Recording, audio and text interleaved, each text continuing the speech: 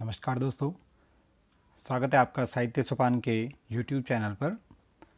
आज हम NCERT तथा RBSC पाठ्यक्रम पर आधारित कक्षा 9 की क्षितिज पुस्तिका हिंदी की जो है उसके पहला अध्याय गद्य का वो हम पढ़ेंगे। तो आइए शुरुआत करते हैं। सबसे पहले दो बैलों की कथा जो प्रेमचंद की कहानी है वो हमारे पाठ्यक्रम में है। शुरू करते हैं। प्रेमचंद का जन्म 1880 बनारस के लम्मी गांव में हुआ था। उनका मूल नाम धनपत राय था। प्रेमचंद का बचपन अभावों में बीता और शिक्षा BA तक ही हो पाई। उन्होंने शिक्षा विभाग में नौकरी की, परंतु असहयोग आंदोलन में सक्रिय भाग लेने के लिए सरकारी नौकरी से त्यागपत्र दे दिया। यानी अधिकतर लेखकों और कवियों ने इस आंदोलन में सहयोग किया था और लेखन कार्य के प्रति पूरी तरह समर्पित हो गए। 1936 ईस्वी में इस महान कथाकार का देहांत हो गया। प्रेमचंद की कहानियाँ मानसरोवर के 8 भागों में संकलित है। सेवा सदन, प्रेमाश्रम, रंगभूमि, कायाकल्प, निर्मला, गबन, कर्मभूमि, गोदान, ये इनके चर्चित प्रमुख उपन्यास माने जाते हैं। इन्होंने हंस, जागरण, माधुरी आदि पत्रिकाओं का संपादन भी किया है। कथा साहित्य के अतिरिक्त प्रेमचंद ने निबंध और अन्य प्रकार के गद्य लेखन भी प्रचुर मात्रा में किया है। प्रेमचंद साहित्य को सामाजिक परिवर्तन का सशक्त माध्यम मानते हैं। यानी वो मानते हैं कि अगर समाज में परिवर्तन लाना है तो साहित्य अच्छा सहयोग कर सकता है। उन्होंने जिस गांव और शहर के परिवेश को देखा और जिया, उसकी अभिव्यक्ति उनके कथा साहित्य में मिलती है। किसानों और मजदूरों की दयनीय स्थिति, दलितों का शोषण, समाज में स्त्री की दुर्दशा, स्वाधीनता आंदोलन आदि उनकी रचनाओं के मूल विषय हैं। प्रेमचंद के कथा साहित्य का संसार बहुत व्यापक है। उसमें मनुष्य ही नहीं, पशु पक्षियों को भी अद्भुत आत्मीयता मिली है। बड़ी से बड़ी बात को सरल भाषा में सीधे और संक्षेप यानी कम शब्दों में कहना प्रेमचंद के लेखन की प्रमुख विशेषता है। उनकी भाषा सरल, सजीव, मुहावरेदार है तथा उन्होंने लोक प्रचलित शब्दों का प्रयोग कुशलतापूर्वक किया है। अब यहाँ पे जो हमारी कहानी आई है उसका सारांश पढ़ते हैं। दो बैलों की कथा के माध्यम से प्रेमचंद ने कृषक यानी किसान के समाज और पशुओं के भावात्मक संबंध स्थापित किए हैं। यानी वो कैसा महसूस करते हैं, आपस में कैसा संबंध होता है, कैसे भाव महसूस करते हैं वो व्यक्त किया है। इस कहानी में उन्होंने यह भी बताया कि स्वतंत्रता सहज रूप में नहीं मिलती। यानी आज़ादी जो है उसके लिए कुछ न कुछ समर्पण, त्याग या कुछ न कुछ प्रयास करना जरूरी है। उसके लिए बार बार संघर्ष करना पड़ता है।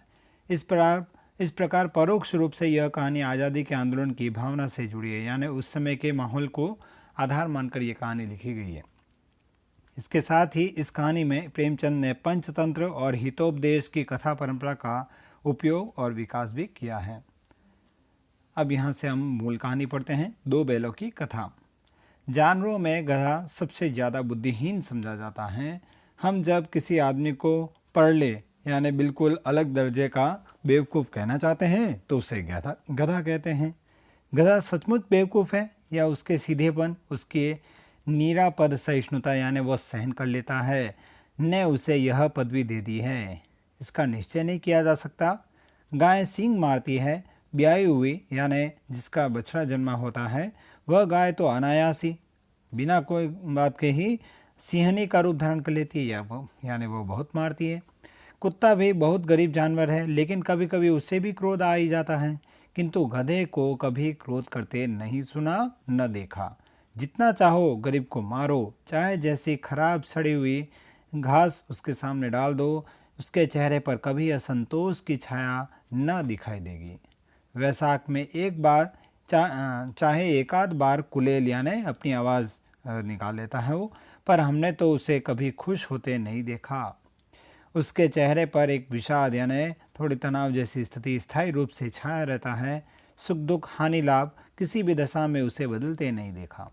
ऋषि मुनियों के जितने गुण हैं वे सभी उसमें पराकाष्ठा यानी बहुत अच्छी या बहुत ज़्यादा सीमा तक पहुंच गए हैं, पर आदमी उसे बेवकूफ़ कहता है।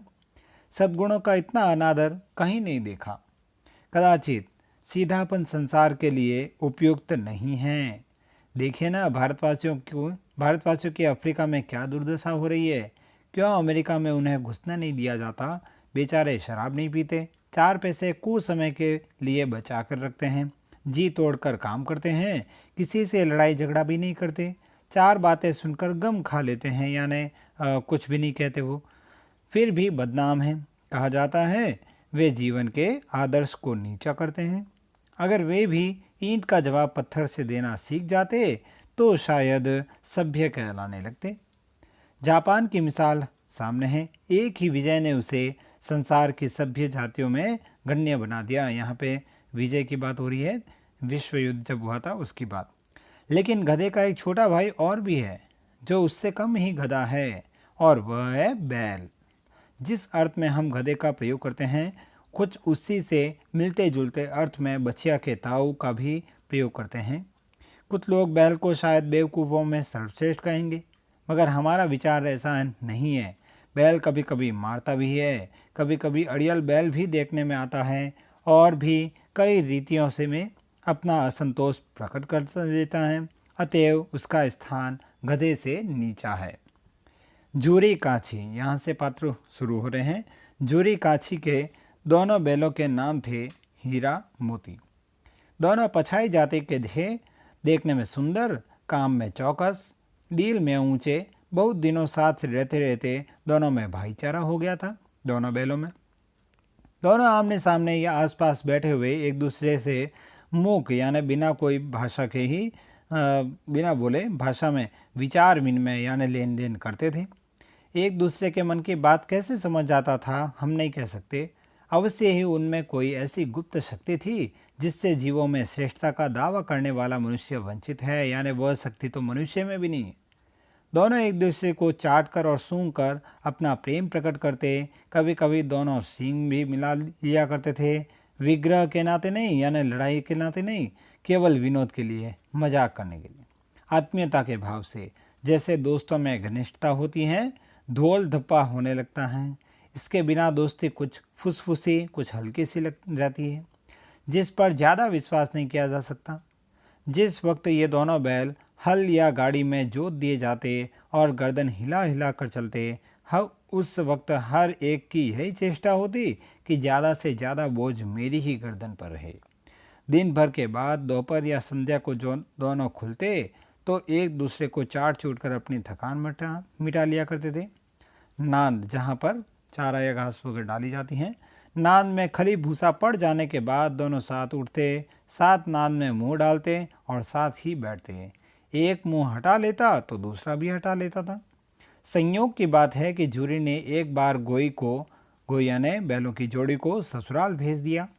बैलों को क्या मालूम था कि वे क्यों भेजे जा रहे हैं, समझे, मालिक ने हमें बेच दिया। अपना यों बेचा जाना उन्हें अच्छा न लगा या बुरा, कौन जाने, पर जूरी के साले गया नाम है उनके साले का, को घर तक गोई ले जाने में दांतों पसीना आ गया, यानी बहुत परेशानी हुई। पीछे से हाँकता तो दोनों दाएं बाएं भागते। पगैया पकड़कर आगे खींचता, पगैया यानी रस्सी जो थी वो पकड़कर आगे खींचता तो दोनों पीछे को जोड़ लगाते। मारता तो दोनों सींग नीचे करके हुंकारते।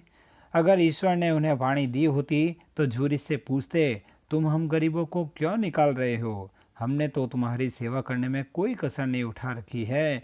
अगर इतनी मेहनत से काम न चलता था तो और काम ले लेते। हमें तो तुम्हारी चाकरी में मर जाना कबूल था। हमने कभी दाने चारे की शिकायत नहीं की। तुमने जो कुछ खिलाया वह सिर झुकाकर खा लिया। फिर तुमने हमें इस जालिम के हाथों क्यों बेच दिया? संध्या समय दोनों बैल अपने नए स्थान पर पहुँचे। दिन भर के भूखे थे, लेकिन जब नाद में हाथ लगाए गए तो एक ने भी उसमें मुंह न डाला। दिल भारी हो रहा था। जिसे उन्होंने अपना घर समझ रखा था वह आज उनसे छूट गया। यह नया घर, नया गांव, नए आदमी उन्हें बेगानों से लगते थे, यानी अपने नहीं लग रहे थे। दोनों ने अपनी मूक भाषा में सलाह की, एक दूसरे को कनखियों यानी तिरछी नज़रों से देखा और लेट गए। जब गांव में सोता पड़ गए यानी जब सो गए सभी, तो दोनों ने जोर मारकर पगहे तोड़ा लिए, यानी जो खूंटे लगे हुए थे वहाँ से तोड़ा दी रस्सी और घर की तरफ चले। पगहे बहुत मजबूत थे, अनुमान न हो सकता था कि कोई बैल उन्हें तोड़ सकेगा, पर इन दोनों में इस समय देवी शक्ति आ गई थी। एक एक झटके में रस्सियाँ टूट गई। जूरी प्रातःकाल सोकर उठा तो देखा कि दोनों बैल चरनी पर खड़े हैं, यानी वह अपने मालिक के पास पहुंच गए। दोनों की गर्दनों में आधा आधा घराव लटक रहा था, घुटने तक पांव कीचड़ से भरे हैं और दोनों की आंखों में विद्रोह में स्नेह झलक रहा हो। जूरी बैलों को देखकर स्नेह से गदगद हो गया। दोनों दौड़कर उसने गले से लगा लिया। प्रेमालिंगन यानी प्रेम से आलिंगन यानी गले लगाना और चुंबन का वह दृश्य बड़ा ही मनोहर था। घर और गांव के लड़के जमा हो गए और तालियां बजा बजाकर उनका स्वागत करने लगे। गांव के इतिहास में यह घटना अभूतपूर्व यानी पहले कभी नहीं हुई थी, होने पर भी महत्वपूर्ण थी। अभूतपूर्व न होने पर भी महत्वपूर्ण थी, यानी ऐसे पहले कभी नहीं हुआ होगा, लेकिन फिर भी ये घटना महत्वपूर्ण थी। बाल सभा यानी बच्चों की सभा ने निश्चय किया कि दोनों पशु वीरों को अभिनंदन पत्र देना चाहिए, थोड़ा इनाम देना चाहिए इसका। कोई अपने घर से रोटियां लाया, कोई गुड़ लाया, कोई चोकर, कोई भूसी, कुछ न कुछ लेके आया खिलाने के लिए। एक बालक ने कहा कि ऐसे बैल किसी के पास न होंगे। दूसरे ने समर्थन किया, इतनी दूर से दोनों अकेले चले आए। तीसरा बोला, बैल नहीं है वे, उस जन्म के आदमी हैं, पिछले जन्म के आदमी हैं। इसका प्रतिवाद यानी विरोध करने का किसी को साहस न हुआ। जूरी की स्त्री ने बैलों को द्वार पर देखा तो जल उठी, बोली, कैसे नमक हराम बैल है, एक दिन वहाँ काम न किया, भाग खड़े हुए। जूरी अपने बैलों पर यह आक्षेप यानी यह जो इल्ज़ाम लगाया गया यह न सुन सका। नमक हराम क्यों है, दाना चारा दाना न दिया होगा तो क्या करते। स्त्री ने रौब के साथ कहा, बस तुम ही तो बैलों को खिलाना जानते हो, और तो सभी पानी पिला पिला कर रखते हैं। जूरी ने चिढ़ाया, चारा मिलता तो क्यों भागते।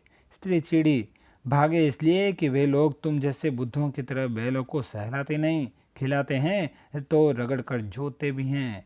ये दोनों ठहरे कामचोर, भाग निकले। अब देखूं कहाँ से खली और चौकर मिलता है। सूखे भूसे के सिवा कुछ ना दूंगी, खाए चाहे मरे। वही हुआ, मजूर को यानी मजदूर जो थे उसको कड़ी ताकीद कर दी गई कि बैलों को खाली सूखा भूसा दिया जाए। बैलों ने नाद में मुंह डाला तो फीका फीका, न कोई चिकनाहट न कोई रस, क्या खाए। आशा भरी आंखों से द्वार की ओर ताकने लगे। जूरी ने मजूर से कहा, थोड़ी सी खली क्यों नहीं डाल देता वे, मालकिन मुझे मार डालेगी। चुरा कर डाला न दादा, पीछे से तुम भी उन्हीं की सी कहोगे, यानी जैसे उनका ही सपोर्ट लोगे आप। दूसरे दिन जूरी का साला फिर आया और दोनों बैल को ले चला। अब की बार उसने दोनों को गाड़ी में जोता। 2-4 बार मोती ने गाड़ी को सड़क की खाई में गिराना चाहा, पर हीरा ने संभाल लिया, वह ज़्यादा सहनशील था। संध्या समय घर पहुंचकर उसने दोनों को मोटी रस्सियों से बांधा और कल की शरारत का मजा चखाया, यानी पीटा भी। फिर वही सूखा भूसा डाल दिया। अपने दोनों बैलों को खली चूनी सब कुछ दी। दोनों बैलों का ऐसा अपमान कभी न हुआ था। जूरी इन्हें फूल की झड़ी से भी न छूता था। उसकी टिटकार पर दोनों उड़ने लगते थे। यहाँ मार पड़ी, आहत सम्मान की व्यथा तो थी ही, उस पर मिला सूखा भूसा। नाद की तरफ आंखें तक न उठाई। दूसरे दिन गया ने बैलों को हल में जोता, पर इन दोनों ने जैसे पाँव न उठाने की कसम खा ली थी। वह मारते मारते थक गया, पर दोनों ने पाँव न उठाया। एक बार जब उस निर्दयी ने हीरा की नाक पर खूब डंडे जमाए तो मोती का गुस्सा काबू के बाहर हो गया। हल लेकर भागा। हल, रस्सी, जुआ, जोत सब टूट टाट कर सब बराबर हो गया, यानी सब टूट गए सामान। गले में बड़ी बड़ी रस्सियाँ न होती तो दोनों पकड़ाई में न आते। हीरा ने मूक भाषा में कहा, भागना व्यर्थ है। मोती ने उत्तर दिया, तुम्हारी तो इसने जान ले ली थी, अब की बड़ी मार पड़ेगी। पढ़ने दो, बैल का जन्म लिया है तो मार से कहाँ तक बचेंगे। गया 2 आदमियों के साथ दौड़ा हुआ आ गया।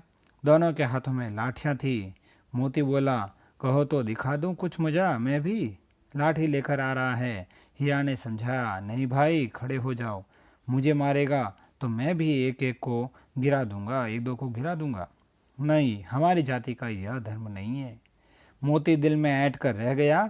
गया आ पहुंचा और दोनों को पकड़कर ले चला। कुशल यह हुई कि उसने इस वक्त मारपीट न की, नहीं तो मोती भी पलट पड़ता। उसके तेवर देखकर गया और उसके सहायक समझ गए कि इस वक्त टाल जाना ही मसलहत है। आज दोनों के सामने वही फिर वही सूखा भूसा लाया गया। दोनों चुपचाप खड़े रहे। घर के लोग भोजन करने लगे। उस वक्त छोटी सी लड़की 2 रोटियां निकली, दोनों के मुंह में देकर चली गई। उस एक रोटी से उनकी भूख तो क्या शांत होती, पर दोनों के हृदय को मानो भोजन मिल गया। यहाँ भी किसी सज्जन का वास है। लड़की भैरव की थी, उसकी माँ मर चुकी थी। सौतेली माँ उसे मारती रहती थी, इसलिए इन बैलों से उसे एक प्रकार की आत्मीयता हो गई थी। दोनों दिन भर जोते जाते, डंडे खाते अड़ते, शाम को स्थान पर बांध दिए जाते और रात को वही बालिका उन्हें 2 रोटियां खिला जाती। प्रेम के इस प्रसाद की यह बरकत थी कि 2 गाल सूखा फूसा खाकर भी दोनों दुर्बल न होते थे, मगर दोनों की आंखों में रोम रोम में विद्रोह भरा हुआ था।